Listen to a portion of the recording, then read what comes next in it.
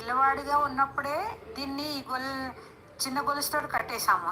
అప్పట్లో దీన్ని తెంచుకోలేకపోయింది. చిన్నప్పుడే తెంచుకోలేకపోతారు కదా, తెంచలేరు కదా, చిన్నప్పుడు అంత బలం ఉండదు. అప్పటి నుంచి పెద్దదైన తర్వాత కూడా తెంచలేకపోయింది. అది కూడా అన్న తెంచలేను అన్న భయంతో ఉండేది పాపం ఆ ఏనుగు. అలాగే దానికి నీతి ఏంటండి, మన మనసులో ఉన్న భయాలు, బాపురి వాళ్ళ మాట్లాడితే ఏమంటారు, ఇక్కడికి వెళ్తే ఏం జరుగుతుంది, మనం అక్కడికి వెళ్ళగలుగుతామా లేదా అని మన ఎన్ని భయాలు, మనకి ఏదైనా పని మంచి పని మన మనసులో వచ్చినా కూడా మనకు భయం ముందు వస్తుంది, చేయగలుగుతామా లేదా అని. అది ఏదైనా ధైర్యంతో ఆలోచిస్తే ఏమవుతుంది, ఏముంది, ఓడిపోతాము, ఓడిపోతే మళ్ళీ నెగ్గుతాము, మళ్ళీ మంచి ఆలోచన వస్తుంది, మళ్ళీ చేయగలుగుతాము. 2-3 సార్లు మనం ట్రై చేయండి. ట్రై చేసిన తర్వాత మనకు ధైర్యం కలుగుతుంది. మనం ఒక్కసారికి మనం భయపడిపోతే మనకి ఎవరికి ధైర్యం చెప్పేవాళ్ళు ఉండరు. ధైర్యం చెప్పినా మన మనసులో రాదు. అందువల్ల మనం ధైర్యం చేసి 2-3 సార్లు చేస్తే ధైర్యం తప్పకుండా వస్తుంది. ఏదైనా మనం సాధించగలుగుతాం. మనం మనిషి అన్నాక మనం సాధించగలుగుతాము అనే ధైర్యం మనలో ఉండాలి. నల్లగాజు రెండో స్టోరీ అండి. నల్లగాజు, తెల్ల వెలుగు.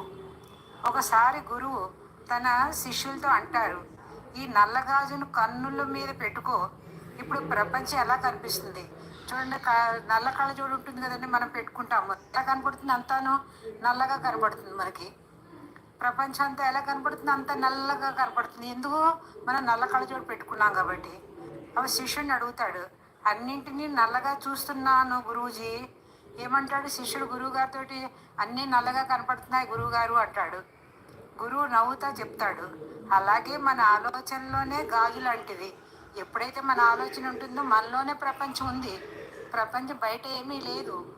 మనం ఏదైతే మన మనసులో ఏ మాటలు అయితే ఉంటాయో, ఏ పరిస్థితులు ఉంటాయో, ఏ సీన్లు ఉంటాయో అదే ప్రపంచము.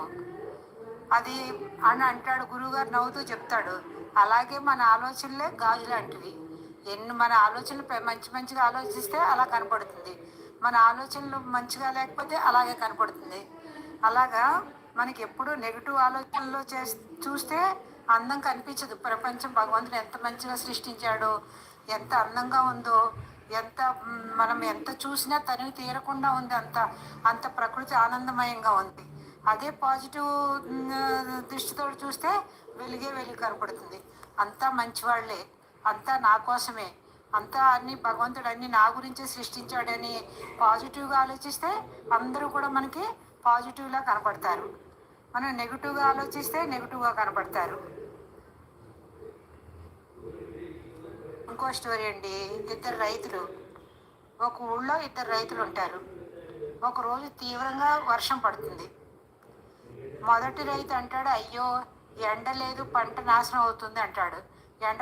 ఎండ రావట్లేదు, వర్షాలు ఎక్కువ పడుతున్నాయి, పంట పాడైపోతుంది అంటాడు. రెండో రైతు ఏమంటాడు, వర్షం వల్ల నేల తడిగా ఉంది, ఈసారి మంచి పంట దిగుతుంది. వాస్తవానికి ఇద్దరికీ అదే పరిస్థితి. రైతులిద్దరికీ ఒకటే పొలము, ఒకటే వర్షం కురిసింది. అయినా కూడా ఆలోచనలు ఇద్దరికి వేరువేరుగా ఉన్నాయి. వాస్తవానికి ఇద్దరికీ అదే పరిస్థితి. కానీ ఒకరి ఆలోచనలో నష్టాన్ని చూస్తారు, మరొకరు అవకాశాన్ని చూస్తారు.